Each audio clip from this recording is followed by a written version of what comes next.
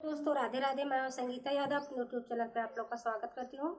दोस्तों आप लोग के बीच में बहुत ही प्यारा चेतावनी भजन गीत लाए हूँ। कैसा लगा कमेंट बॉक्स में बताना। अच्छा लगे तो लाइक सब्सक्राइब शेयर जरूर करना। धन्यवाद।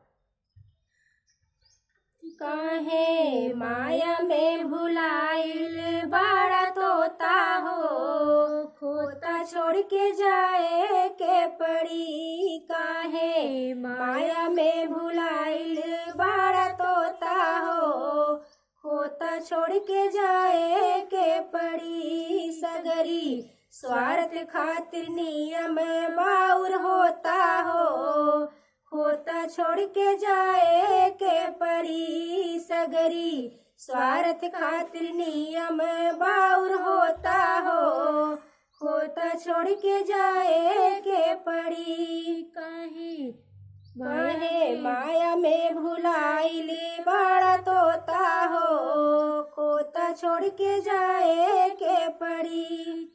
लाख करोड़ चाहे कितनो कमईबा, साल खियाल ना तले के काजईबा। लाख करोड़ चाहे कितनो कमईबा, लाखाल खियाल ना तले के काजईबा।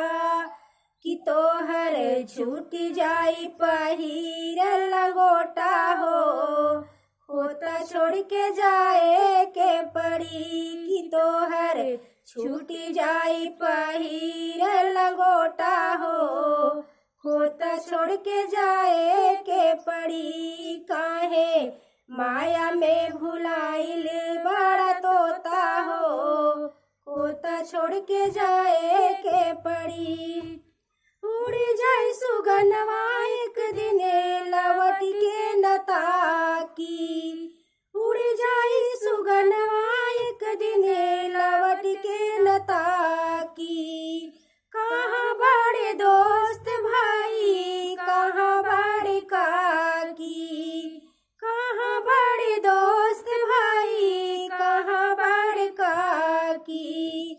राजा रंग चाहे कवनो हर जोता हो, खोता छोड़ के जाए के पड़ी। कि राजा रंग चाहे कवनो हर जोता हो, खोता छोड़ के जाए के पड़ी। कि काहे माया में भुलाइल बड़ा तोता हो, खोता छोड़ के जाए के पड़ी।